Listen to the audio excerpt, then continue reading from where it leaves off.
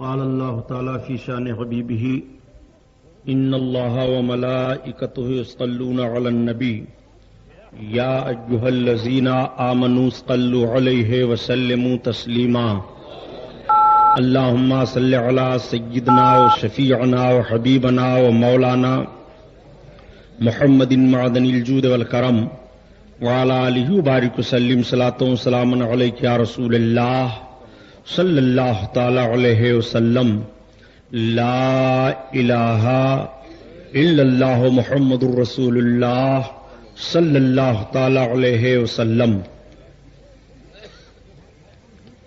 الحمد للہ رب العالمین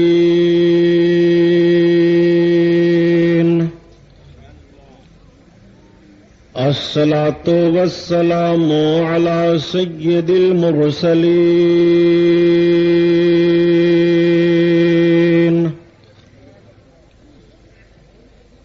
وعلى آله الطاهرين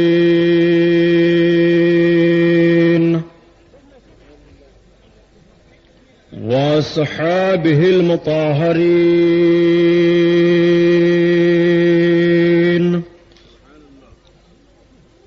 وابنه الغوث العازم الجيلاني محي الدين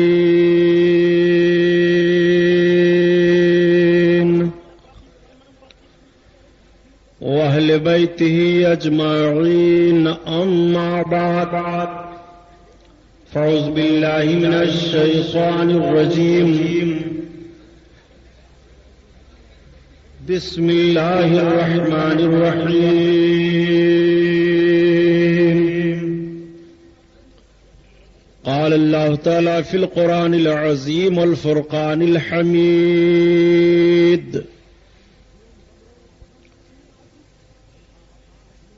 ومن أعرض عن ذكري فإن له معيشة ضنكا ونحشره يوم القيامة أعمى صدق الله البصير القدير وصدق رسوله الرشيد النذير والحمد لله رب العالمين.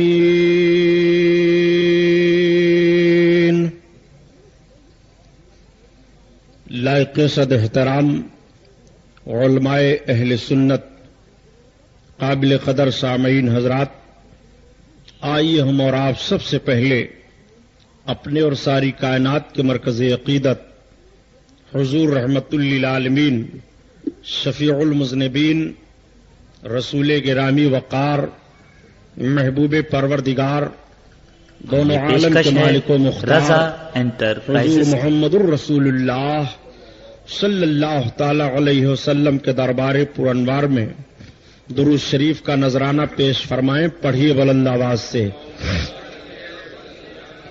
اللہم صلی علی سیدنا و مولانا محمد معدن الجود والکرم وعلی آلہ وبارک وسلم صلاۃ و سلام علیک یا رسول اللہ صلی اللہ تعالی علیہ وسلم.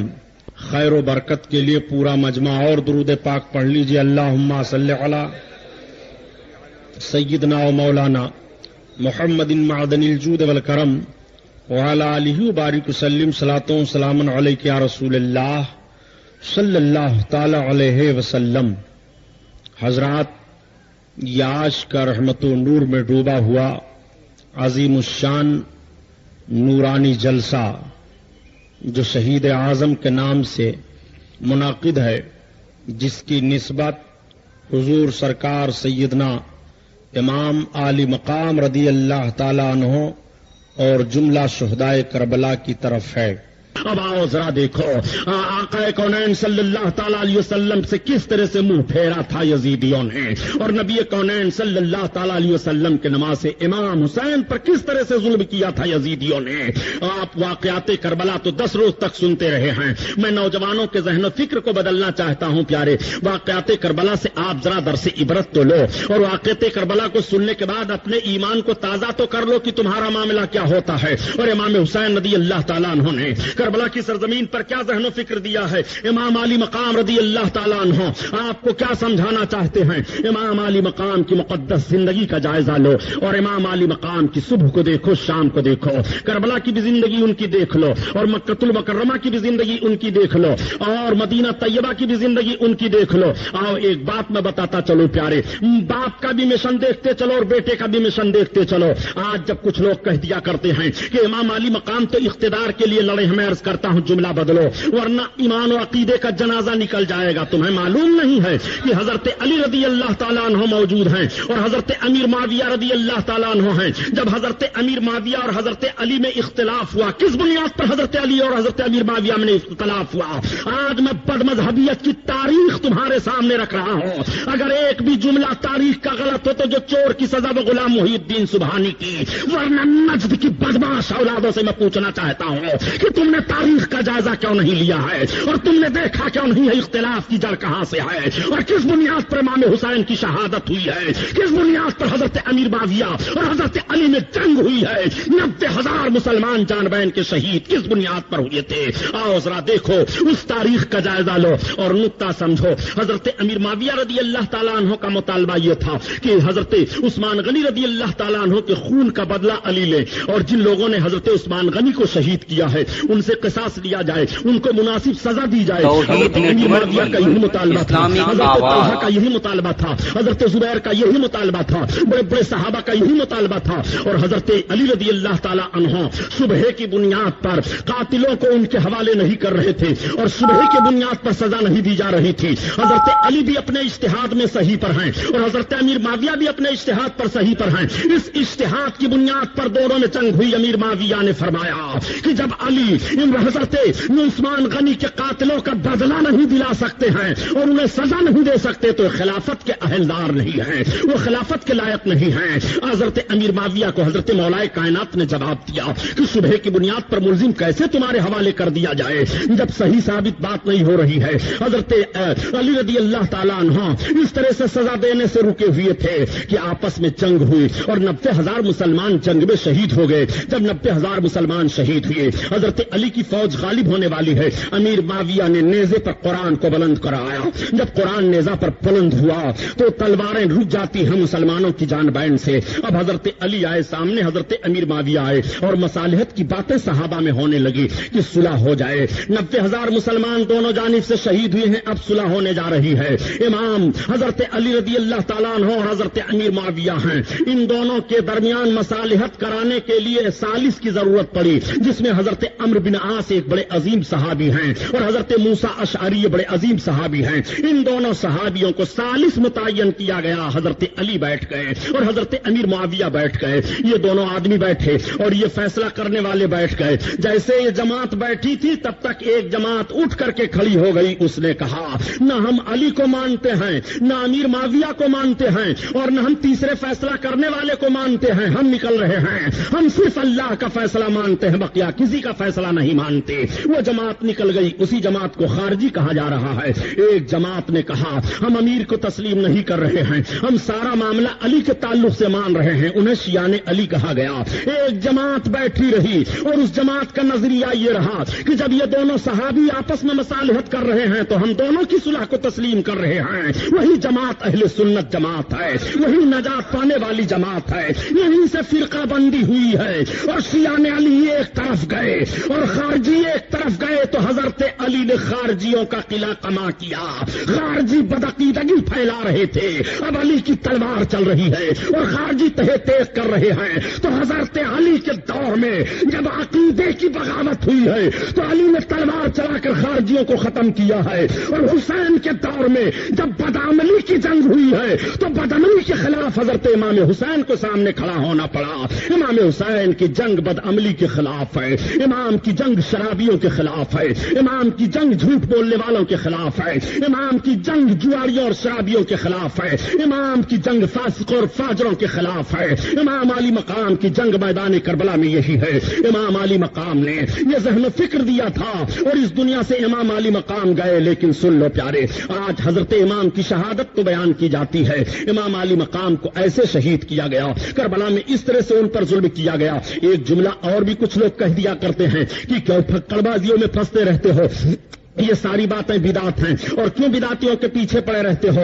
امام علی مقام کا معاملہ تھا، وہ ہو گیا۔ کربلا میں جب وہ اپنے بچے کو نہیں بچا سکے، اپنے جوان بیٹے کی حفاظت نہیں کر سکے، اپنے بھتیجوں کی حفاظت نہیں کرتے، تو کیوں ایسے حسین کے نام کا نعرہ لگا رہے ہو؟ میں عرض کرتا ہوں ذرا سنجیدگی سے غور کرو۔ حسین کربلا کی سرزمین پر اپنی جان اور اپنے بچوں کی جان بچانے کے لیے نہیں گئے تھے، بلکہ مذہب اسلام کی حفاظت کے لیے گئے تھے اور مذہب اسلام بچانے کے لیے گئے تھے۔ تو جس چیز کو بچانے کے لیے گئے تھے حسین نے اس کو بچا دیا، اور جس کو بچانے کے لیے نہیں گئے تھے حسین کو اس کو بچانے کی ضرورت ہی نہیں پڑی، اس لیے کہ حسین کا ایمان و عقیدہ ہے کہ تو جان جانی ہی ہے، اور جان جانے کا ایک سبب بھی متعین ہے، اور جب موت آئے گی تو ایک سیکنڈ کے لیے بھی تاخیر نہیں ہو سکتی ہے۔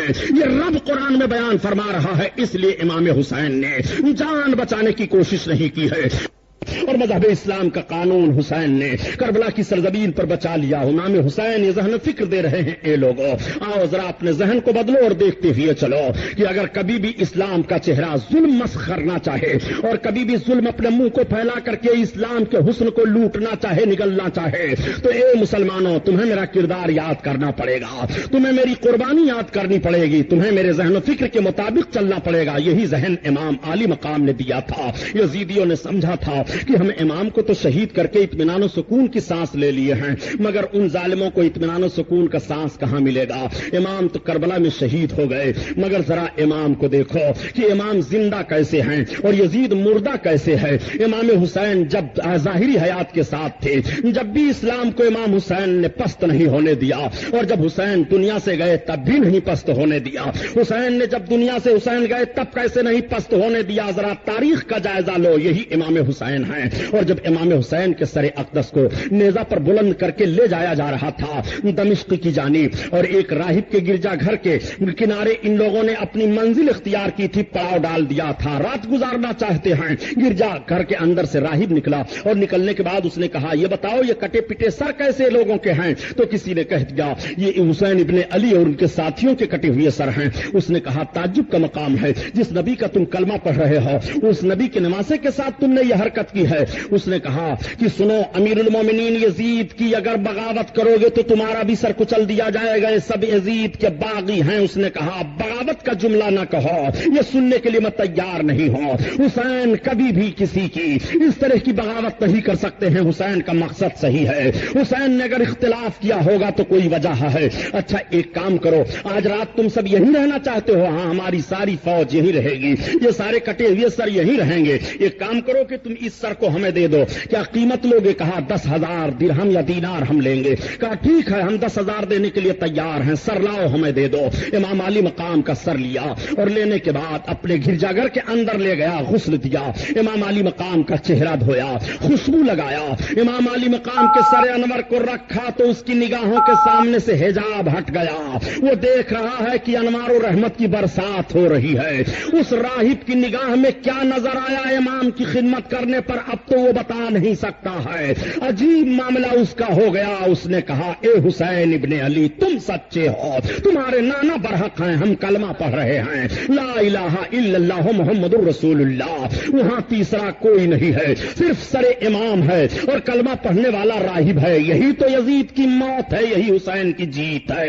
اسی لیے کہا قتل حسین اصل میں مرگ یزید ہے، اسلام زندہ ہوتا ہے ہر کربلا کے بعد۔ کہاں کہاں امام حسین کو تم دیکھو گے؟ اے امام حسین کو مردہ سمجھنے والا اور یہ کہنے والے کہ امام حسین کچھ نہیں کر سکے، دیکھو امام حسین کیا کر رہے ہیں۔ امام حسین نے راہب کو کلمہ پڑھایا اور کلمہ پڑھانے کے بعد اسلام میں داخل کر لیا۔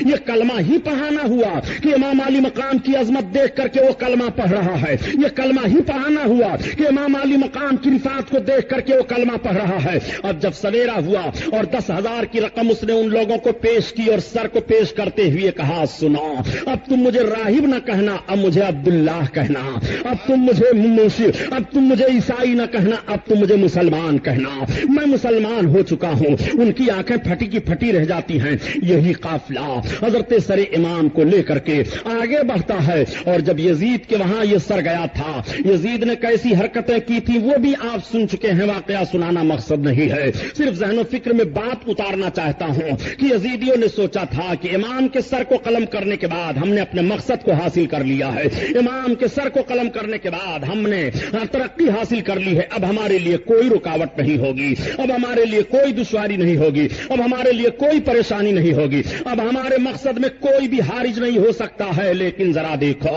امام حسین نے بتا دیا تھا کہ تمہارا مقصد حاصل نہیں ہوگا، میرا سر ضرور کٹ گیا ہے مگر میں نے تیرے ہاتھ میں اپنا ہاتھ نہیں دیا ہے۔ یہ قوم مسلم پزمردہ نہیں ہے، یہ قوم مسلم بے حس نہیں ہے، یہ قوم مسلم ایسی بات نہیں ہے کہ نہیں جانتی ہے، سارے لوگ سمجھ رہے ہیں اور تمہاری حرکتوں پر سب کی نگاہ ہے۔ چنانچہ امام علی مقام رضی اللہ تعالیٰ عنہ کے ساتھیوں کو یزید نے جب اپنے دربار سے مدینۃ المنورہ کی طرف بھیجا تھا اور سارے لوگ مدینۃ المنورہ کی طرف آئے تھے، حضرت امام علی مقام کا سر اقدس تو مدینہ طیبہ میں اپنی ماں کے پہلو میں دفن کر دیا گیا۔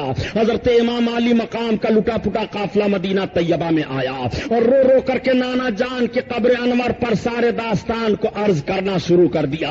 میں پوچھنا چاہتا ہوں، ذرا تاریخی بات ہمیں بتاؤ اور یہ بتاؤ کہ آج بہت جھگڑا کیا جا رہا ہے کہ کسی قبر پر نہیں جانا چاہیے، قبر کے سامنے کچھ نہیں کہنا چاہیے، یہ عقیدہ نہیں رکھنا چاہیے کہ قبر والا سنتا ہے کہ نہیں سنتا ہے۔ میں ایسے دجال ذہن و فکر رکھنے والوں سے سوال کرنا چاہتا ہوں، جب امام زین العابدین کربلا کی سرزمین سے واپس مدینہ طیبہ آئے تھے تو اپنے نانا جان کے قبر انور پر حاضر ہو کر کے سلام عرض کیا تھا کہ نہیں؟ وہ اپنے نانا کو زندہ سمجھ رہے تھے کہ مردہ سمجھ رہے تھے، وہ اپنے نانا کو مددگار سمجھ رہے تھے کہ مددگار نہیں سمجھ رہے تھے۔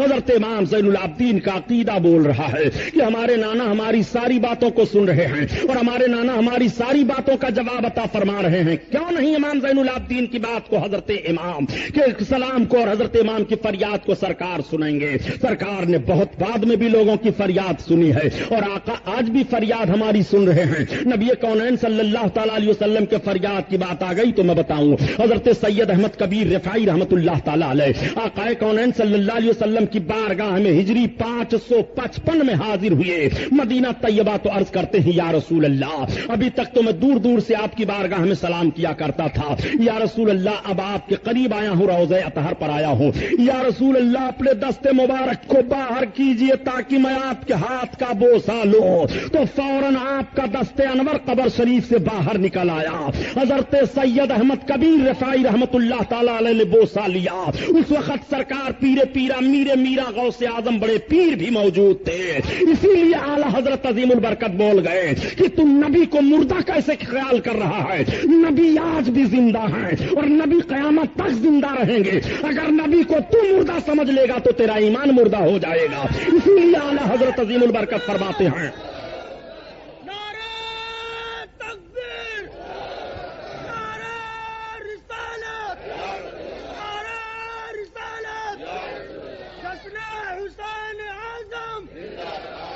اسی لیے اعلیٰ حضرت عظیم البرکت ذہن و فکر دے رہے ہیں کہ تو زندہ ہے واللہ، تو زندہ ہے واللہ، اور میرے چشم عالم سے چھپ جانے والے، چھپ جانے والے اللہ کے حبیب صلی اللہ تعالی علیہ وسلم کو مردہ خیال نہ کرنا۔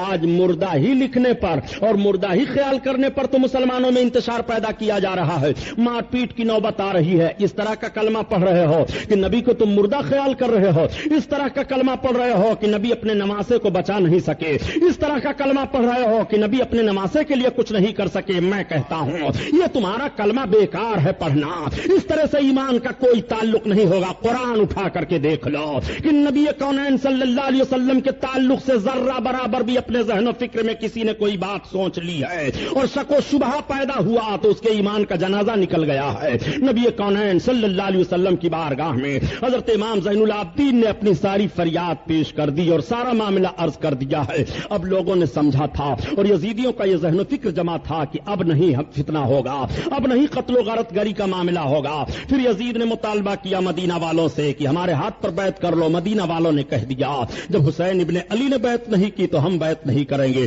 جب حسین ابن علی نے ہاتھ نہیں دیا تو ہم ہاتھ نہیں دیں گے. ایک تنہا حسین ابن علی نے انکار کیا تھا ہاتھ دینے کے لیے, مگر آج پورا مدینہ انکار کر رہا ہے, آج سارے لوگ انکار کر رہے ہیں. حضرت عبداللہ ابن زبیر کے ہاتھ پر مدینہ طیبہ کے لوگوں نے اپنا ہاتھ دے دیا, مکہ المکرمہ والوں نے اپنا ہاتھ حضرت عبداللہ ابن زبیر کے ہاتھ پر دے دیا, مگر انکار کر دیا اب یزید کے ہاتھ پر ہمارا ہاتھ نہیں رہے گا, ہم یزید کو خلیفے برحق نہیں مان رہے ہیں. یزید ظالم نے مسلم ابن عقبہ کی سرکردگی میں 22,000 یا 12,000 فوج دے کر کے مدینہ طیبہ پر چڑھائی کر دیا, اور جب یزیدی لشکر مدینہ طیبہ پر چڑھ آیا ہے تو مدینہ میں صحابیوں کو شہید کیا, مدینہ میں بڑے بڑے تابعیوں کو شہید کیا, مدینہ طیبہ کی پاک دامن عورتوں کو اپنے فوجیوں پر 3 دن تک حلال رکھا ان ظالموں نے, اور اس طرح سے ان کی عصمتوں کو لوٹا ہے کہ واقعات کربلا کے بعد اور حادثات مدینہ کے بعد 10,000 بچے مدینہ طیبہ میں ناجائز پیدا ہوئے تھے معاذ اللہ رب العالمین.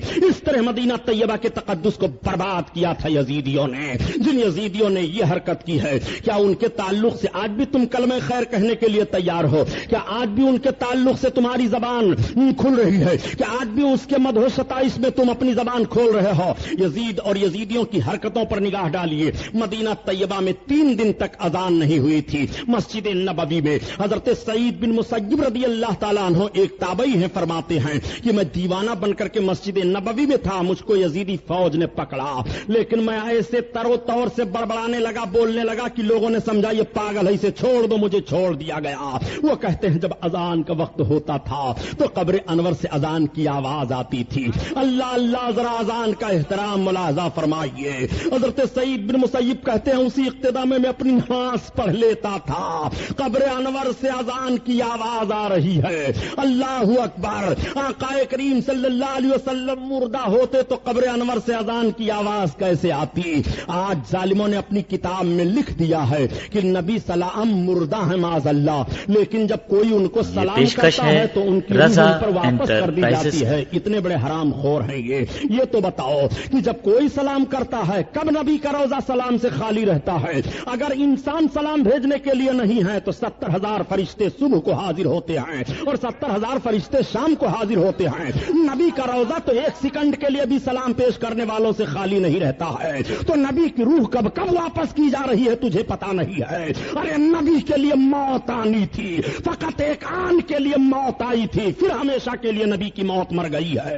اسی لیے کہا کہ ایک لمحہ کے لیے آئی تھی انہیں بھی موت اور پھر ہمیشہ کے لیے ان کی موت مر گئی, پھر ہمیشہ کے لیے ان کی موت مر گئی, ان کی موت مر گئی. نبی کونین صلی اللہ تعالی علیہ وسلم کے روضہ اقدس کے کنارے ان ظالموں نے مسجد نبوی میں اپنے گھوڑوں کو اونٹوں کو باندھا تھا اور لید اور پیشاب جانوروں نے کیا, جس کی چھینٹیں منبر پر پڑی تھی. مدینہ طیبہ کو تباہ و برباد کرنے والا کیا مسلمانوں میں اور آنے کا حق رکھتا ہے؟ مدینہ طیبہ والوں کو ڈرانے والا کیا مسلمانوں کی جماعت میں رہنے کا اسے حق ہے؟ نہیں نہیں پیارے, فاسق و فاجر ہے, ظالم ہے جس نے مدینہ طیبہ کی حرمت کو برباد کیا. آقا کریم صلی اللہ علیہ وسلم ارشاد فرماتے ہیں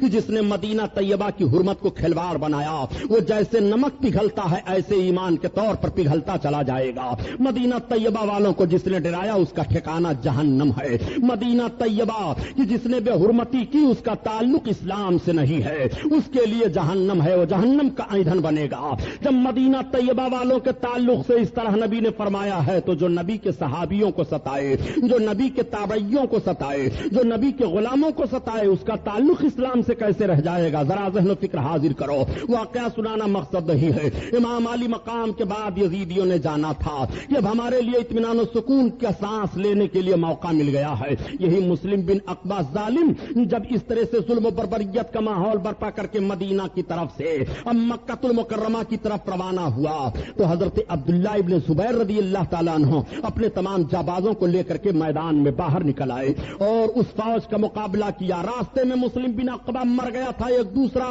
ظالم سپہ سالار اس کی فوج کا متعین ہوا تھا. ان ظالموں نے کعبہ کی بڑی بے حرمتی کی اور اس طرح سے کعبہ پر پتھر برسائے کہ غلاف کعبہ جل گیا تھا. کعبہ کی چھت ٹوٹ گئی تھی اور خانہ کعبہ کی دیواریں ہل گئی تھی. اسی خانہ کعبہ کے پردے میں حضرت ابراہیم علیہ الصلوۃ والتسلیم نے جو میڑھا ذبح کیا تھا اس کی دم رکھی ہوئی تھی, اس کی سینگ رکھی ہوئی تھی تبرک کے طور پر, وہ بھی اسی میں جل گیا. یہ ظالم لوگ پہاڑ ابو قبیس کے اوپر سے منجنیق میں پتھر رکھ رکھ کر کے خانہ کعبہ پر مار رہے تھے.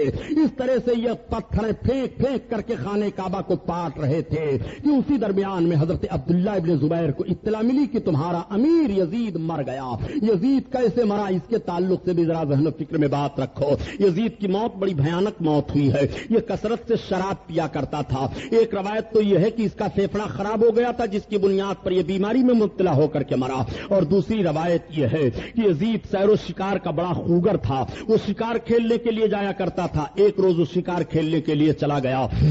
اس کی نگاہ ایک عیسائی لڑکی پر پڑ گئی لیکن اس دن وہ کچھ نہ کہہ سکا اس لیے کہ اس کے ساتھ کئی لوگ تھے. وہ دوسرے دن آیا اور شکار کھیلنے کے لیے گیا تو راستہ بدل دیا اور اپنے ساتھیوں سے کہہ دیا تم سب یہیں رہو, مجھے آگے بڑھنے دو. جب وہ آگے بڑھ کر کے گیا تو ایک ہرن کو دیکھا. ہرن کا شکار کرنے کے لیے آگے دوڑا اور دوڑتا ہوا وہیں جا کر کے پہنچا جہاں وہ عیسائی لڑکی رہتی. توحید نیٹ ورک اسلامک آواز. میں کون ہوں؟ کہا کون؟ کہا مجھ کو امیر المومنین یزید کہتے ہیں. اتنا سننا تھا. اس لڑکی نے کہا مسلمانوں کے امیر کا رویہ اس طرح سے نہیں ہو سکتا جس طرح سے تم آئے ہو بے فکری کے ساتھ اور جس طرح سے تم غیر محرم سے بات کر رہے ہو اور ایک پرائی لڑکی سے. اس نے نگاہ کو تاڑ لیا کہ یہ ظالم ہے, یہ دھوکے باز ہے, یہ کبھی نہ کبھی ضرور ہماری آبرو پر حملہ کر دے گا لیکن حملہ کرنے سے پہلے میں اس کو کیفر کردار تک پہنچا دوں گی. ذرا اس لڑکی کو دیکھیے جو اپنی عزت کی حفاظت کرنا چاہتی ہے. وہ ہر موڑ پر اپنی آبرو کی حفاظت کر لیتی ہے. جو اپنی عزت کی حفاظت کرنا چاہتی ہے وہ دشمن کے ماحول میں رہ کر کے بھی آبرو کی حفاظت کر لیتی ہے. اس نے کہا ٹھیک ہے, مجھ سے تم ملنا چاہتے ہو تو کبھی بھی تنہائی میں آؤ, ملاقات کر سکتے ہو. کہا میں تمہیں اپنے محل میں لے کر کے چلنا چاہتا ہوں. تم امیر کے ساتھ رہنا چاہتی ہو تو میں ایک عظیم بیوی کی حیثیت سے میں تمہاری زندگی گزارنے کا تمہیں موقع دے دوں گا. اس لڑکی نے دیکھا میری آبرو چلی جائے گی. کہا ٹھیک ہے. ایک روز اپنے دامن میں خنجر کو چھپا لیا اور جب یہ آیا اور اس نے لڑکی سے کہا, وہ تیار ہوئی, اس کے سواری پر سوار ہوئی اور جب یہ دونوں روانہ ہوئے تو پیچھے سے جب یہ بے فکر ہو گیا تو اچانک اس لڑکی نے خنجر کو نکالا اور نکال کر کے پیچھے سے اس کے پیٹھ میں بھونک دیا. خنجر کا لگنا تھا, یہ زمین پر گرا, کود کر کے اس کے سینے پر خنجر مار دیتی ہے اور اس کو قتل کر کے وہی پھینک دیا. لڑکی نکل گئی. جب کچھ لوگ تلاشتے ہوئے آئے تو دیکھا اس کی لاش پڑی ہوئی تھی. لے جا کر کے اٹھا کر کے اس کو دفن کیا. ایک موت یہی یزید کی بتائی جا رہی ہے اور ایک شاعر نے کہا ہے کہ یزید کی موت ایسی حالت میں ہوئی کہ ایک ناچنے والی لڑکی ناچ رہی تھی اور اس کے سرہانے شراب کی بوتل رکھی ہوئی تھی, وہ بدمست پڑا ہوا تھا. ایسی حالت میں اس کی موت ہوئی ہے. بہرحال فسق و فجور کے ماحول میں مبتلا ہونے پر یزید کی موت ہوئی. یزید مر گیا, اس کا مقصد مر گیا. یزید مر گیا, اس کی تمنا مر گئی. یزید مر گیا, اس کی تحریک مر گئی. یزید مر گیا, اس کا سارا کارنامہ مر گیا. آپ ذرا دیکھتے چلیے یزید کیسے مرا ہے اور اس کا سارا کارنامہ کیسے مرا ہے. آج بھی جغرافیائی طور سے جائزہ لیا جائے مقام حمص کا جہاں یزید کی موت ہوئی ہے تو بتایا جاتا ہے کہ جس جگہ پر یزید کی قبر بنائی گئی تھی آگ کی سب سے بڑی فیکٹری شیشہ گلانے والی وہی لگائی گئی ہے.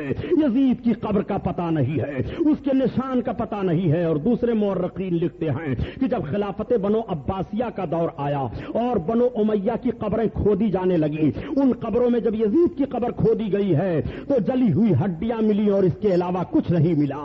یہ سزا یزید کے لیے متعین ہوئی. یزید نے امام حسین پر ظلم کروانے کے بعد یہ سوچا تھا کہ ہمیں اطمینان کا سانس ملے گا, نہیں ملا.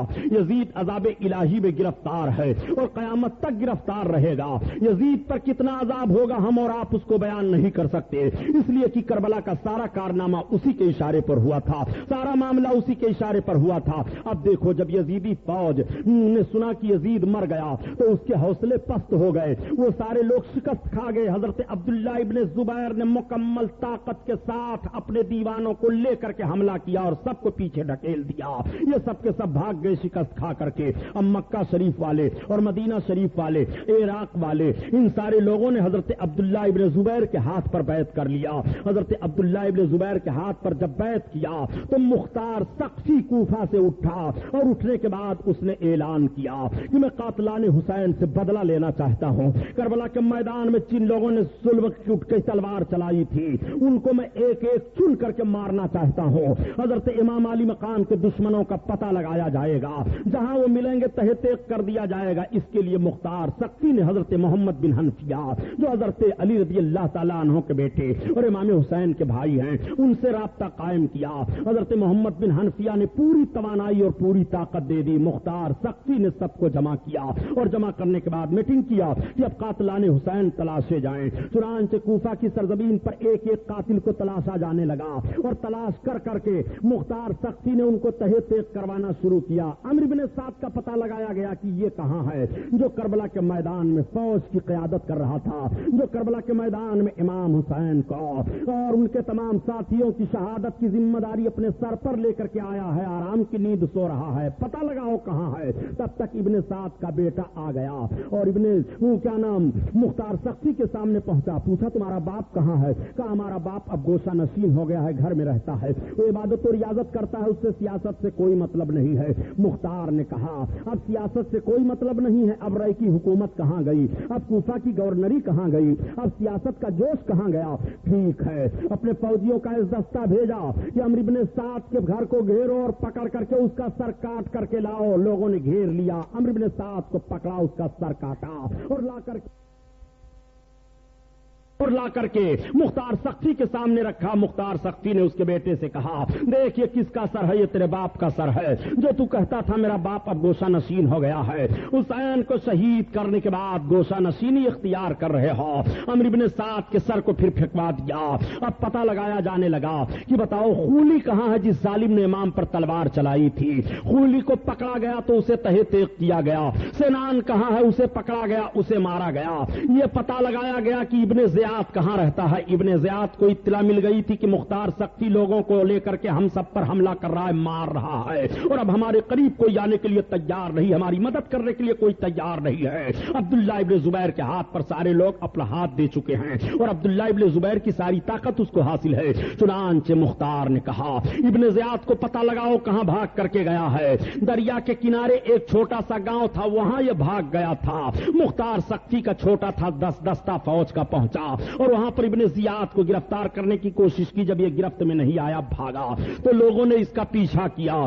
چند لوگوں سے تلواریں چلی مگر بڑا بہادر تھا، کچھ لوگوں کو اس نے مار دیا. پھر فوج کا ایک دستہ پہنچا اور ابن زیاد پر ٹوٹ پڑے. ابن زیاد کو پکڑا، اس کے سر کو کاٹا اور کاٹنے کے بعد لائے. مختار ثقفی نے وہی کوفہ کے گورنر ہاؤس میں ابن زیاد کا سر رکھا اور لوگوں سے کہا 6 سال کا عرصہ گزر گیا ہے، 6 سال کے اندر اندر دیکھ لو کس طرح سے تبدیلی آئی ہے. یہی دن ہے اور یہی وقت ہے جس وقت امام حسین کا سر گورنر ہاؤس میں رکھا گیا تھا، وہیں پر ابن زیاد کا سر رکھا گیا ہے. سارے لوگ دیکھ رہے تھے. تب تک ایک سانپ ظاہر ہوا اور ظاہر ہونے کے بعد اس کے نتھنے میں گھسا، پھر نکلا، پھر گھسا. لوگ کہنے لگے وہ دیکھو آ گیا، پھر گھسا، پھر نکلا. اس طرح سے غائب ہو گیا. لوگ ڈر گئے. اس کے سر کو اٹھا کر کے پھینک دیا گیا اور اس پر دہی ڈال کر کے خوخار کتوں کو چھوڑ دیا گیا. ابن زیاد کی موت اس طرح سے ہوئی ہے. اس کے بعد شمر کو پکڑا گیا اور جب شمر خبیث کو لایا گیا تو مختار ثقفی نے کہا یہی وہ کوڑھی کتا ہے،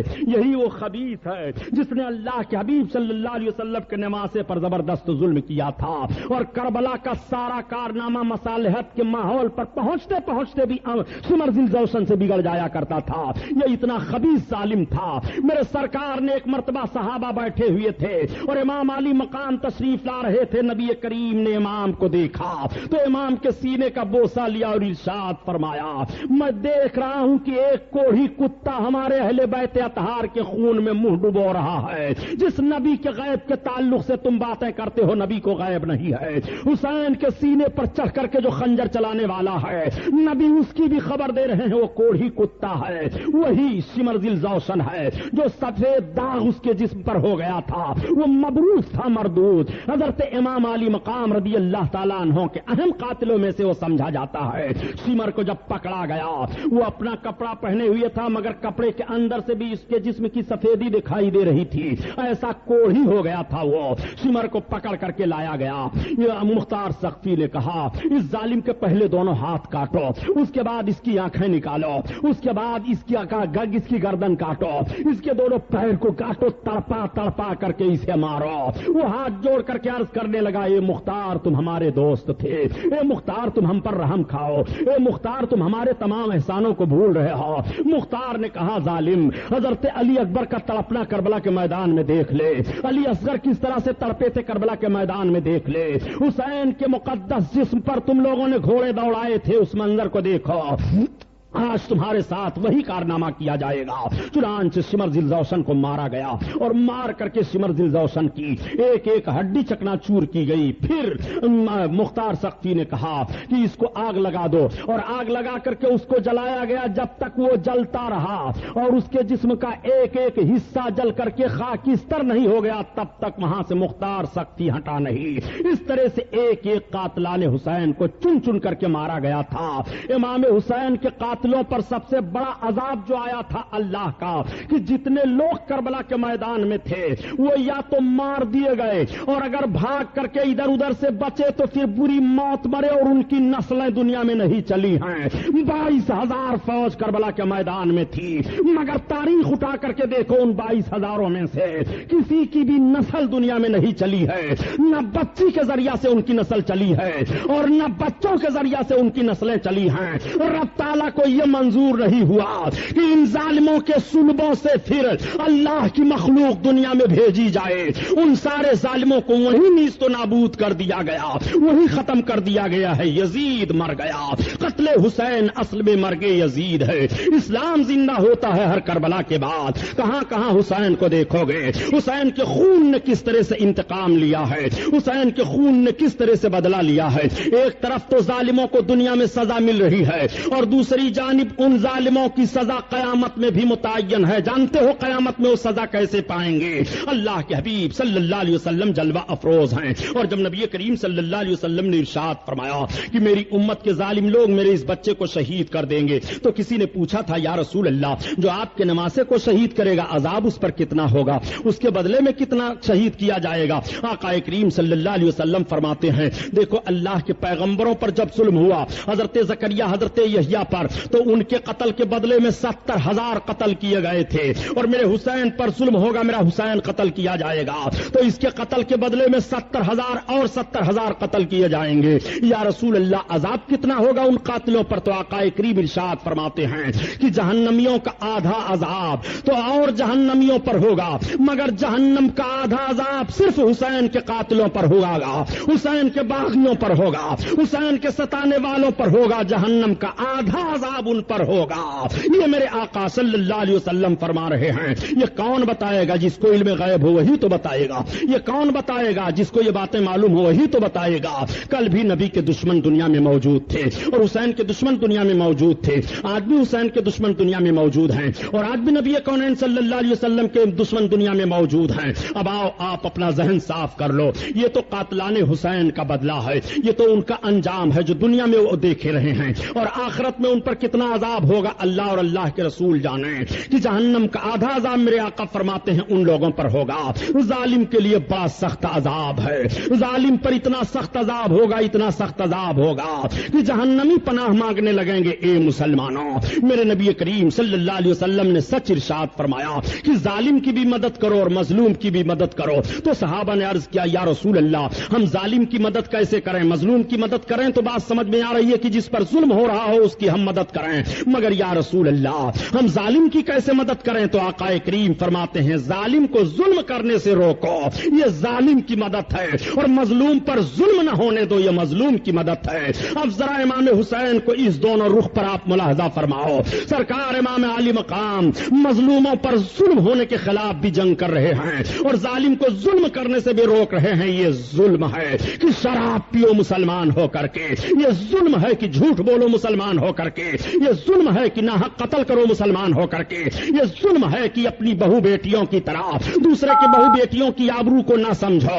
یہ ظلم ہے کہ ماں باپ کا لحاظ نہ کرو، یہ ظلم ہے کہ بڑوں کا لحاظ نہ کرو، یہ ظلم ہے کہ عیاشیوں کے ماحول میں اپنے تقدس کو کھو دو، یہ ظلم ہے کہ تمہاری زندگی اس طرح سے گزرے کہ تمہارا قدم نیکیوں کی طرف نہ اٹھے، یہ ظلم ہے کہ شریعت نے جن چیزوں کو منع فرمایا ہے ان چیزوں کو تم کرو اور شریعت کے خلاف اپنے قدم کو بڑھاؤ، یہ ظلم ہے مسلمانوں۔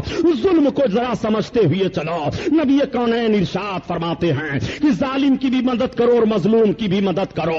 آپ کو ظالم کے خلاف بھی جنگ کرنی ہے اور آپ کو مظلوم کے خلاف بھی جنگ کرنی ہے، یہی وہ ہندوستان کی سرزمین ہے۔ ہندوستان کی سرزمین پر آپ نے 1000 کے قریب حکومت کی ہے۔ آپ کی حکومت 1000 کے قریب کیسے رہی ہے؟ جب آپ کا ذہن و فکر حسینی ذہن و فکر تھا، جب آپ کا مشن حسینی مشن تھا، جب آپ کا طور طریقہ حسینی تھا۔ کیا بھارت کی تاریخ بلا دو گے؟ کیا گناہ کر کے تم چاہتے ہو تمہارا جھنڈا لہرایا جائے؟ کیا عیاشیوں کے ماحول میں رہ کر کے تم چاہتے ہو کہ دوسری قوموں میں اپنی برتری منوا لو؟ نہیں منوا پاؤ گے۔ تمہارا روب و داب جب قائم ہوگا کہ طریقے مصطفیٰ کو چھوڑنا ہے، وجہ بربادی اور اسی سے قوم دنیا میں ہوئی بے اقتدار اپنی، تمہیں حسینی ہر حال میں بننا پڑے گا۔ ذرا بھارت کی تاریخ اٹھا کر کے دیکھو، تاریخ کا ورق اس لیے لو الٹ رہا ہو تاکہ تمہارا ایمان تازہ ہو جائے کہ جب تک ہم حسینی بن کر کے اس ہندوستان کی سرزمین پر رہے، ہم شراب کی بھٹیوں میں آگ لگاتے رہے، جب تک ہم حسینی بن کر کے رہے، جب تک ہم نے رنڈیوں کو ہندوستان سے نکال دیا تھا، جب ہم حسینی بن کر کے رہے تو جھوٹ کا جنازہ ہم نے نکالا تھا، جب حسینی بن کر کے ہم رہے تو امن و شانتی کا چراغ رات میں جل رہا تھا، دروازے کھلے رہتے تھے، جب ہم حسینی بن کر کے زندگی گزار رہے تھے تو موت کو ہم آنکھوں میں آنکھیں ملا کر کے کھینچ رہے تھے اور زندگی ہمارے قدموں پر لوٹ رہی تھی اور ہمارے لیے آواز آ رہی تھی، دشت تو دشت ہے، دریا بھی نہ چھوڑے ہم نے اور بحر ظلمات میں دوڑا دیے گھوڑے ہم نے۔ میں آپ سے پوچھنا چاہتا ہوں پیارے، یہ شعر کس کے لیے کہا تھا؟ ڈاکٹر اقبال نے حسینیوں کے لیے کہا تھا۔ آؤ ذرا تاریخ کا جائزہ سامنے لو کہ عرب کی یہی مختصر فوج جب حضرت سعد بن وقاص رضی اللہ تعالیٰ عنہ کے سرکردگی میں جا رہی ہے اور راستے میں سمندر آیا تو یہی حضرت سعد بن وقاص ہیں جن کا لڑکا کربلا کے میدان میں ظالم حسین کے اوپر تیر چلا رہا ہے۔ باپ کا کتنا عظیم مرتبہ ہے، عشرہ مبشرہ میں سے ہیں، اور باپ کا کتنا عظیم مرتبہ ہے کہ باپ سے جب فوجیوں نے کہا تھا کہ ہم سمندر کو کیسے پار کریں، کوئی کشتی نہیں ہے، تو حضرت سعد بن وقاص نے فرمایا میں اپنے گھوڑے کو دریا میں ڈال رہا ہوں اور میرے پیچھے سب اپنے گھوڑوں کو دریا میں ڈال دو۔ تو حضرت سعد بن وقاص نے اسلامی لشکر کو لے کر کے دریا میں چھوڑے ہم نے اور بحر ظلمات میں دوڑا دیے گھوڑے ہم نے، دی اذان کبھی افریقہ کے تپتے ہوئے صحراؤں میں۔ اب آپ سے پوچھنا چاہتا ہوں پیارے، یہ اذان آپ کی تھی، یہ نماز آپ کی تھی، یہ جوہر آپ کا تھا، یہ جوش و جذبہ آپ کے اندر تھا۔ نبی کونین صلی اللہ تعالی علیہ وسلم کے نمازے نے تمہیں جو زندگی گزارنے کا طور طریقہ دیا تھا، کیا وہی طور طریقہ آپ کے اندر پایا جا رہا ہے؟ کیا وہی دستور آپ کے اندر پایا جا رہا ہے؟ امام علی مقام نے تو جھوٹ کے خلاف جنگ کی ہے۔ آپ کی زبان کیوں جھوٹ میں رہتی ہے؟ تو میں بھارت کی تاریخ کا وہ نقشہ آپ کے سامنے پیش کرنا چاہتا تھا۔ یہی وہ بھارت کی سرزمین ہے جب بھارت کی سرزمین پر رانا سانگا کے مقابلے میں ظہیر الدین بابر آئے تھے لڑنے کے لیے۔ ظہیر الدین بابر کی لڑائی رانا سانگا سے ہو رہی ہے، 40,000 کا دستہ ظہیر الدین بابر کے ساتھ ہے، مگر ظہیر الدین کو کامیابی نہیں مل رہی ہے۔ ظہیر الدین نے کہا ہماری فوج آخر میدان میں پیچھے کیوں ہٹ جایا کرتی ہے؟ یہ تو بتاؤ کوئی خامی تو نہیں ہے؟ کسی نے کہہ دیا آپ کے فوج کے لوگ نوجوان طبقہ جو ہے وہ سونے اور چاندی کے برتن کو استعمال کیا کرتا ہے۔ ظہیر الدین بابر نے کہا اے میری فوج کے نوجوانوں، تم حکومت و اقتدار کے لیے نہیں آئے ہو، تم سونے اور چاندی کے برتن کو استعمال کر رہے ہو جس کو شریعت نے ناجائز قرار دیا ہے، اس کو تم استعمال کر رہے ہو۔ سونے اور چاندی زیورات میں عورتوں کے لیے رکھے گئے ہیں، سونے اور چاندی تمہارے لیے نہیں ہے، مردوں کے لیے یہ معاملہ نہیں ہے۔ تم اپنے سونے اور چاندی کے برتنوں کو توڑ دو اور غریبوں میں خیرات کر دو، اپنے گناہوں سے توبہ کر لو جب یہ اعلان ہوا تو سارے نوجوان جو اس کے مرتکب تھے انہوں نے برتنوں کو توڑا اور توڑنے کے بعد خدا کی بارگاہ میں سچے دل سے توبہ کی. نماز ظہر ادا کی جاتی ہے اور نماز ظہر کے بعد جب ظہیر الدین بابر کی فوج حملہ آور ہوتی ہے تو ادھر فوج میں عصر کا اذان نہیں ہو رہا ہے, کرانا سانگا کی فوج پیچھے ہٹ جا رہی ہے. یہ نوجوان سب کامیاب دکھائی دے رہے ہیں. طریقے مصطفیٰ کو چھوڑنا ہے وجہ بربادی. اسی سے قوم دنیا میں ہوئی بھی اقتدار اپنی. آج جب ووٹ کی بات آتی ہے تو مسلمان نہ جانے کتنے ماحول میں بٹ جایا کرتے ہیں. اپنے ذہن و فکر کا فیصلہ جب تم ایک ووٹ میں نہیں کر پا رہے ہو تو مذہب اسلام کے رخ کو تم کیسے سمجھو گے؟ مذہب اسلام کے رخ کو ان بے ایمانوں نے کیا سمجھا ہے جو نبی کی ذات کو اعتراض کا محور بنا لیا ہے. حسین کی ذات پر وہ اعتراض کر رہے ہیں. یہی وہ ہندوستان کی سرزمین ہے جس ہندوستان کی سرزمین پر محمد بن قاسم نے حملہ کیا تھا اور حملہ کرنے کے بعد دنیا والوں کو بتا دیا تھا, اے دنیا والوں اگر تم ہندوستان میں جینا چاہتے ہو تو ایک جملہ تمہیں لے رہا ہوں کہ علی کی ذوالفقار لے, عمر کا اقتدار لے, حسن کا اعتبار لے, حسین کا شعار لے, وقار لے, قرار لے, مجاہدی قطار لے, مثال شاندار لے, قدیم یادگار لے. ابھی تو نوجوان ہے, ابھی تو نوجوان ہے اور محمدی پیام لے, حریم کعبہ تھام لے, فضیلت تمام لے, سلام لے, کلام لے, دلاوری کا جام لے, بہادری سے کام لے, قضا کا ہاتھ تھام لے. ابھی تو نوجوان ہے, ابھی تو نوجوان ہے.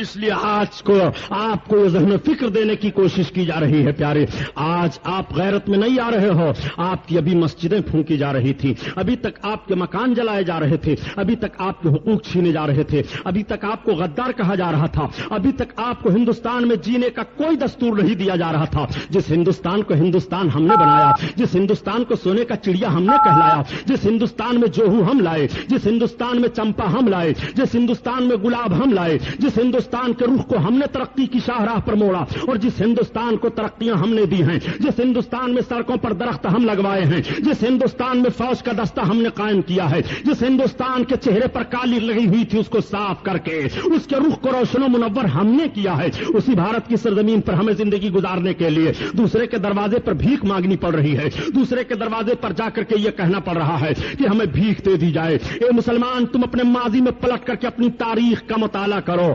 ایک مسلمان غلامی کی زنجیر میں نہیں رہ سکتا ہے. ایک مسلمان اپنے ذہن و فکر کی بلندی لے کر کے جب آگے بڑھتا ہے تو قوم مقام کے وہ افراد جن کے اندر صالحیت ہوتی ہے اور جن کے اندر شرافت و تقدس کا جوہر چھپا ہوا ہوتا ہے وہ جوہر باہر آ جاتا ہے اور وہی نوجوان پھر قوم کا قائد بن جاتا ہے, وہی نوجوان پھر قوم کا رہنما بن جاتا ہے, وہی نوجوان پھر قوم کا ہادی بن جاتا ہے. میں آپ سے بتانا چاہتا ہوں پیارے, اسی قوم کے نوجوانوں نے جب سوچا تھا کہ ہم گناہ کے قریب نہیں جائیں گے تو ان قوم کے نوجوانوں کو کیسی ترقی ملی تھی اور اس قوم کے نوجوان کس طرح سے ترقی کی راہوں پر گامزن ہوتے ہوئے دکھائی دے رہے تھے. اسی قوم کے نوجوانوں نے جب سوچا تھا کہ اب ہم شراب کے قریب نہیں جائیں گے, اب ہم جوا کے قریب نہیں جائیں گے, اب ہم جھوٹ کے قریب نہیں جائیں گے, اب ہم بے حیائی کے قریب نہیں جائیں گے, تو ترقیاں نے ان کے قدم کے بوسے لیے تھے.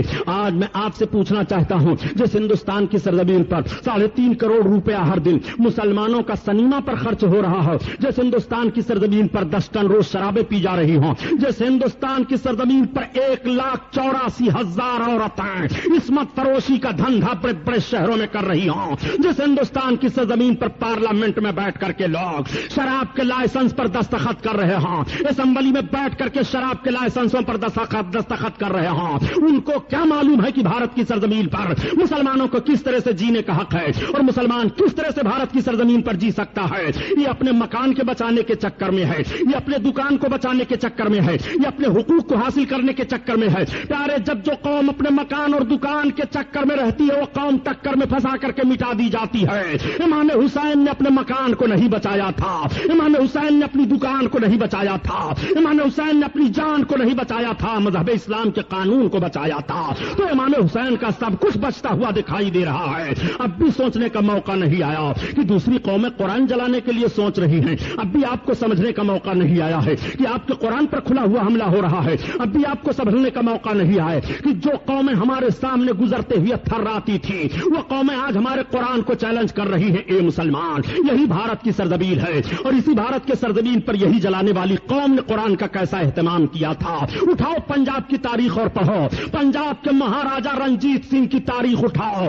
یہی پنجاب ہے جہاں آج خاک و خون کی ہولی کھیلی جا رہی ہے. یہی پنجاب ہے جہاں آج غیر مسلموں کو بھی مارا جا رہا ہے. یہی پنجاب ہے جہاں آج نیند حرام کر دی گئی ہے. یہی پنجاب ہے جہاں آتنکوادیوں کا ایک دستہ پایا جا رہا ہے. یہی پنجاب ہے جس پر نہ جانے کس کس طرح سے حملے ہو رہے ہیں. لیکن یہی وہ پنجاب تھا سن 1947 میں کہ جب پورے بھارت میں آگ لگی ہوئی تھی تو پنجاب محفوظ تھا. اس وقت پنجاب کا حکمراں مہاراجا رنجیت سنگھ تھا اور مہاراجا رنجیت سنگھ کا حال یہ تھا کہ وہ اپنے ذہن و فکر میں سیکولر معاملہ لے کر کے چل رہا تھا.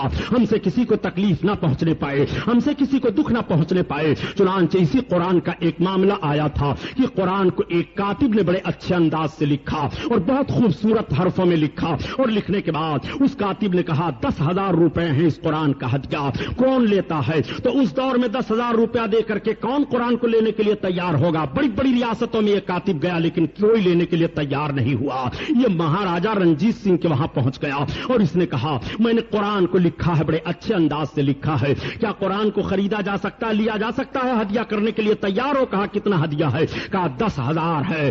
10,000 اس وقت دینے کے لیے بڑی بھاری بات تھی پیارے. مہاراجا رنجیت سنگھ نے سوچا اور سوچنے کے بعد کہا میرے وزیر خزانہ کو بلاؤ. مہاراجا رنجیت سنگھ نے اپنا وزیر خزانہ ایک مسلمان کو رکھا تھا. ہم بھی تو یہی ہندوستان کی سرزمین پر کہہ رہے ہیں کہ آج جو تاریخوں کو توڑ مروڑ کر کے پیش کیا جا رہا ہے اور آج جو تاریخوں کا جنازہ نکالا جا رہا ہے اور یہ کہا جا رہا ہے کہ بھارت کی مریادہ کو عالمگیر نے برباد کیا ہے، ہندوستان کو عالمگیر نے چوسا ہے، ہندوستان کو محمود غزنوی نے چوسا ہے. عالمگیر نے ہندوستان کو چوسا نہیں ہے بلکہ عالمگیر نے ہندوستان کو سونے کا چڑیا بنایا ہے. یہ عالمگیر کی حکومت ہے کہ عالمگیر اپنا وزیر خزانہ ایک ہندو کو رکھے ہوئے تھے. یہ عالمگیر کی حکومت ہے کہ سمندری فوج کا سپہ سالار ایک ہندو کو رکھے ہوئے ہیں. یہ عالمگیر کا ذہن و فکر ہے. میں بھارت کی حکومت سے پوچھنا چاہتا ہوں مسلمانوں نے اتنی قربانی دی ہے، تم مسلمان کو فوج کے معاملے میں کتنا حصہ دے رہے ہو؟ تم مسلمان کو کس طرح سے حصہ داری کے لیے کہہ رہے ہو؟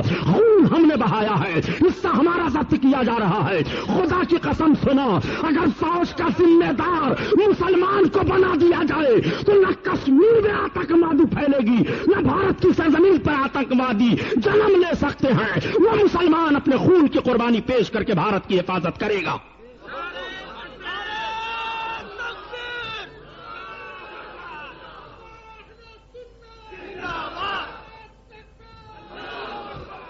آؤ دیکھو، جس قرآن کو رات بھر کربلا کی سرزمین پر امام تلاوت کرتے رہے اس قرآن پر ہندوستان میں حملہ کرنے کی کوشش کی جا رہی ہے. آؤ ذرا ملاحظہ کرو. مہاراجا رنجیت سنگھ نے اپنے وزیر خزانہ کو بلایا اور بلانے کے بعد کہا سنو 10,000 روپے اس لیکھک کو دے دو اور قرآن کو لے لو. اس مسلمان خزانچی نے کہا مہاراجا یہ قرآن ہے، یہ مسلمانوں کی کتاب ہے، آسمانی کتاب ہے، یہ قرآن ان کے دھرم کی کتاب ہے. آپ وزیر سے آپ کیا نام خزانے سے 10,000 روپے دلا رہے ہیں. تو بڑا پیارا جملہ کہا تھا مہاراجا رنجیت سنگھ نے جس کو تاریخ نے نوٹ کر لیا. اس نے کہا یہ میں مانتا ہوں قرآن ہے، دوسرے دھرم کی کتاب ہے، مگر یہ دنیا کے سارے انسانوں کے کرم کی کتاب ہے، اس لیے اس کو ہم ضرور لیں گے. 10,000 ہدیہ دے کر کے مہاراجا رنجیت سنگھ نے قرآن کو لے لیا تھا اور اپنے خزانے میں شامل کیا تھا اور کہا تھا یہ مقدس کتاب جہاں ہمارا خزانہ رہتا ہے وہاں رکھ دو تاکہ برکت رہے، تاکہ اس میں بڑھوتری ہوتی رہے. اس وقت کے غیر مسلموں کا ذہن و فکر دیکھو قرآن کا کتنا احترام کر رہے تھے. اب ایک سوال پیدا ہوتا ہے، ذرا برا نہ مانیے گا کہ قرآن کی بے حرمتی کرنے کا جوش و جذبہ کیسے پیدا ہوا اس قوم کے اندر، یہ قوم جری کیسے ہوئی ہے. اس قوم کا حال تو یہ تھا کہ جب یہ مسجدوں کو دیکھتے تھے تو ڈر جایا کرتے تھے. اس قوم کا حال تو یہ تھا کہ جب یہ قرآن کو دیکھتے تھے تو خود اٹھ کر کے کھڑے ہو جایا کرتے تھے. لیکن آپ ذرا جائزہ لے کر کے تو دیکھیے کہ آپ کے لباس میں دکھائی دے رہے ہیں یہ، آپ کے ٹولے محلے میں دکھائی دے رہے ہیں یہ، آپ کے ماحول میں دکھائی دے رہے ہیں یہ. قرآن رکھا ہوا ہے، یہ کرسی پر بیٹھے دکھائی دے رہے ہیں، قرآن رکھا ہوا ہے، یہ بے حرمتی کرتے دکھائی دے رہے ہیں۔ قرآن کو انہوں نے ہندی زبان میں کر کے ہفتہ قرآن منایا تھا، اور ہفتہ قرآن منا کر کے غیر مسلموں کے ہاتھوں میں ان ظالموں نے بانٹا تھا۔ یہی وہ مردود قوم ہے جس نے سب سے پہلے قرآن کی آبرو کو بیچا ہے۔ تم تاریخ کا حوالہ لو کہ ہفتہ قرآن جماعت اسلامی والوں نے منایا تھا کہ نہیں؟ جماعت اسلامی کے درندوں نے سب سے پہلے بھارت کی سرزمین پر قرآن کی آبرو لوٹی ہے، ہندی زبان میں قرآن کو چھاپ کر کے۔ طویل کے اندر جرات پیدا ہوئی ہے قرآن کو جلانے کی، طویل کے اندر بے ادبی کی جرات پیدا ہوئی ہے۔ سنو، قرآن عربی زبان میں نازل ہوا ہے، اور جس ملک میں بھی قرآن گیا عربی زبان میں گیا، اور جہاں بھی قرآن پڑھا گیا ہے عربی زبان میں پڑھا گیا ہے۔ یہ اور بات ہے کہ قرآن کے مطالب، یہ اور بات ہے کہ قرآن کے ترجمے، یہ اور بات ہے کہ قرآن کا مفہوم ہر زبان میں لوگوں نے شائع کیا، مگر قرآن کی آیتوں کو کبھی نہیں بدلا، قرآن کے تلفظ کو کبھی نہیں بدلا۔ تاریخ کا ذرا جائزہ لو۔ تم کہتے ہو کہ بریلویوں کے پاس علم نہیں ہے، یہ تمہاری بولی ہوتی ہے کہ یہ کیا جانتے ہیں، تو بدعتی لوگ ہیں، یہ تو بدعت کرنے والے ہیں۔ حرام خور بدعتی تم ہو، تم نے سب سے پہلے بدعت کو ایجاد کیا ہے۔ بدعتی ہم نہیں ہیں، بزرگوں کے ماننے والے ہم ہیں، حسین کے نقش قدم پر چلنے والے ہم ہیں۔ میں ثابت کروں بدعت تم نے کتنا کیا ہے۔ سن لو، بدعتی تم لوگ ہو، جتنے یزید کے حمایتی ہیں سب بدعتی ہیں۔ اللہ کے رسول صلی اللہ علیہ وسلم نے بہت پہلے فرمایا تھا کہ میری سنت کو سب سے پہلے جو بدلنے والا ہوگا وہ بنو امیہ کا نوجوان ہوگا، یقال لہ یزید، اس کو یزید کہا جائے گا۔ وہ میری سنت کو بدل دے گا، میرے طریقے کو بدل دے گا۔ آج تم نے سنت رسول کو بدلا ہے کہ نہیں؟ آج تم نے طریقے رسول کو بدلا ہے کہ نہیں؟ کیا یہی جوش و جذبہ صحابہ کا تھا جو تم دے رہے ہو؟ کیا یہی ماحول صحابہ کا تھا جو تم دے رہے ہو؟ کیا پیغمبر کے زندگی کے تعلق سے یہی بیان صحابیوں کا تھا جو تم دے رہے ہو؟ اور تم کہتے ہو کہ انتشار کی باتیں نہیں ہونی چاہیے، اتفاق و اتحاد کا دعویٰ کر رہے ہو، مسلمانوں کو مل کر کے رہنا چاہیے، کوئی بھی کہیں بھی ہو آپس میں انتشار کی باتیں نہیں کرنی چاہیے۔ یہ مولوی لوگ ہیں، یہ جب چاہتے ہیں جس کو لڑا دیا کرتے ہیں، یہ جب چاہتے ہیں انتشار کی باتیں کیا کرتے ہیں۔ میں کہتا ہوں جب یہی مولوی تھے تب ہندوستان میں قریب 1000 کے برس حکومت ہوئی ہے۔ جب یہی مولوی حضرات تھے تب دلی کا لال قلعہ تمہارے قبضہ میں تھا۔ جب یہی مولوی حضرات تھے تب سارے لوگ تمہارے قبضہ میں تھے۔ جب یہی مولوی حضرات تھے تو عدالتوں میں قاضی بیٹھا کرتے تھے۔ جب یہی مولوی حضرات تھے تو مسلمان بن کر کے دکھائی دے رہا تھا۔ جب یہی مولوی حضرات تھے تب تمہارے قدم شاہراہ پر تھے۔ لیکن جب سے تم کو انگریزوں نے ذہن دیا کہ علماء سے تم دور ہو جاؤ، تم خود قیادت کا باغ ڈور اپنے ہاتھ میں لو، تب سے تمہاری حالت بدل گئی ہے، تب سے بدعقیدگیاں پھیل گئی ہیں، تب سے ماحول کا جنازہ نکل گیا ہے، تب سے شرافت و تقدس کا جنازہ نکل گیا ہے، تب سے سنتوں میں تبدیلی آ گئی ہے۔ آج تم بدعت کا نام رٹ رہے ہو اور کہتے ہو یہ بدعت ہے، وہ بدعت ہے، فلاں بدعت ہے، ڈھکا بدعت ہے۔ میں پوچھنا چاہتا ہوں ان تبلیغی جماعت والوں سے کہ آج مسلمان نوجوان کتنا خرافات میں مبتلا ہیں، کیا اس خرافات کے خلاف تمہاری تبلیغی جماعت سڑک پر نہیں جا سکتی ہے کہ یہ تعزیہ کا ماحول کیا پیدا کیے ہوئے ہو، یہ ڈھول اور تاشے کا ماحول کیا پیدا کیے ہوئے ہو؟ اس سے ٹریفک ہوتی ہے، انتشار پیدا ہوتا ہے، دوسری قوموں سے جنگ بھی ہو جاتی ہے، جانیں بھی چلی جاتی ہیں جس کا شریعت میں کوئی تعلق نہیں۔ ایسے جلوس اور جشن کے منانے سے تمہارا کیا فائدہ ہے؟ یہ ظالم لوگ جب ربیع الاول شریف کا جشن منایا جائے گا تب تو کہیں گے بدعت ہے، جب ربیع الاول کا جشن منایا جائے گا تب تو کہیں گے بدعتی لوگ ہیں۔ میں آپ سے پوچھنا چاہتا ہوں کہ تم نے کتنا جشن منایا ہے، تمہاری تاریخ کس طرح سے مرتب ہوئی ہے، اور تم نے کہاں گھٹنے ٹیکے ہیں؟ تم بدعتوں کے موجد ہو اور تم بدعتوں کے رواج دینے والے ہو، ہم کو تم بدعتی کہہ رہے ہو۔ آؤ دیکھو آج تم رسول اللہ صلی اللہ علیہ وسلم کے قانون کے خلاف کس طرح سے کر رہے ہو، اور تمہاری پوری مشینری کس طرح سے خلاف کر رہی ہے۔ دیکھو مسجد نبوی کا جائزہ لے لو اور حجاج کرام سے پوچھو، اللہ کے رسول صلی اللہ تعالی علیہ وسلم کے دور ظاہری میں عورتیں مسجد شریف میں آتی تھی نماز پڑھنے کے لیے، حضرت ابوبکر صدیق کے دور میں آتی تھی نماز پڑھنے کے لیے، لیکن جب خلیفہ دوم حضرت عمر ابن خطاب کا دور آیا تو حضرت عمر ابن خطاب رضی اللہ تعالیٰ عنہ نے عورتوں کو مسجد نبوی شریف میں جانے سے روک دیا اور کہا عورتیں اب مسجد میں جا کر کے جماعت کے ساتھ نماز نہیں ادا کر سکتی ہیں۔ تو ساری عورتوں نے فریاد کی ام المومنین حضرت عائشہ صدیقہ رضی اللہ تعالیٰ عنہا کی بارگاہ میں اور عرض کیا کہ آپ ذرا ملاحظہ فرمائیے، ہم عورتوں کو اللہ کے حبیب کے دور میں جانے کی اجازت تھی مسجد میں، حضرت ابو بکر جب آپ کے باپ تھے تو ہم عورتیں جا رہی تھی، لیکن جب عمر ابن خطاب خلیفہ بن گئے تو ہم سب کو روک دیا گیا ہے، ہم سب کو منع کر دیا گیا ہے۔ ام المومنین حضرت عائشہ صدیقہ نے جواب دیا، اے عورتوں جو حالت تمہاری آج ہے ظاہری طور پر، اللہ کے حبیب بھی اپنی ظاہری زندگی میں اس حالت کو ملاحظہ فرماتے تو اللہ کے حبیب بھی تمہیں روک دیتے۔ عمر ابن خطاب نے جو کیا ہے وہ اچھا کیا ہے۔ اب آپ سے میں پوچھنا چاہتا ہوں یہ بدعت ہے کہ نہیں؟ حضرت عمر بن خطاب رضی اللہ تعالیٰ عنہ نے تو مسجد نبوی میں آنے سے عورتوں کو روکا تھا اور کسی صحابی نے اختلاف نہیں کیا، اور سارے وہابی مل کر کے مسجد نبوی میں عورتوں کی حاضری ہو رہی ہے، عورتیں نماز پڑھ رہی ہیں۔ مدینہ طیبہ میں دیکھ لو، عورتیں شور و غوغا کر رہی ہیں۔ نبی کونین کے مزار پاک کی زیارت کے لیے جب عورتیں جاتی ہیں تو چلاتی ہوئی جا رہی ہیں۔ پوچھو حاجیوں سے صحیح ہے کہ غلط؟ یہ حرام خور لوگ اس بدعت کو کیوں نہیں مٹا رہے ہیں؟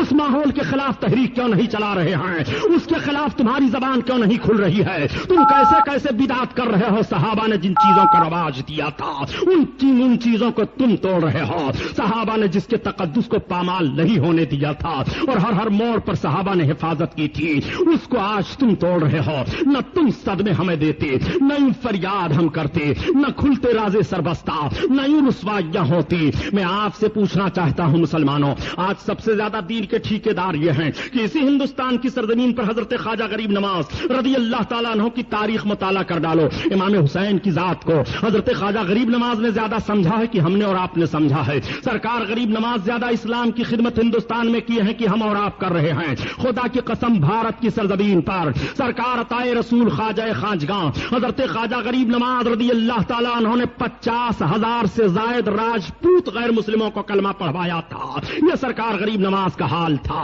وہ سرکار غریب نواز ہیں۔ سرکار غریب نواز رضی اللہ تعالیٰ عنہ کی عظیم ذات کو آپ سمجھتے ہوئے چلیے اور حضرت غریب نواز کا مشن دیکھتے ہوئے چلیے۔ کیا سرکار غریب نواز کی زندگی ایسی گزری ہے جیسی تم گزار رہے ہو؟ یا سرکار غریب نواز ایسے مشن پر تھے جو اہل سنت و جماعت کا مشن ہے؟ اہل سنت و جماعت میں کچھ بدعمل لوگ اپنے ذاتی کردار و ماحول کی بنیاد پر ہو جائیں، وہ بات ہم حجت نہیں قرار دے رہے ہیں، مگر ہمارے اہل سنت و جماعت کا جو عقیدہ ہے اور اہل سنت و جماعت کے جو ضوابط و اصول ہیں، اہل سنت و جماعت کا ماحول جو ہے، اس ماحول پر ذرا غور کرتے ہوئے آپ چلیے کہ ہندوستان میں جتنے بزرگوں کی درگاہیں پائی جا رہی ہیں، ان سب کا تعلق اہل سنت و جماعت سے ہے۔ سرکار غریب نواز اہل سنت و جماعت ہیں۔ حضرت نظام الدین محبوب الہی اہل سنت و جماعت ہیں۔ حضرت نصیر الدین چراغ دہلوی اہل سنت و جماعت ہیں۔ حضرت شیخ عبدالحق محدث دہلوی اہل سنت و جماعت ہیں۔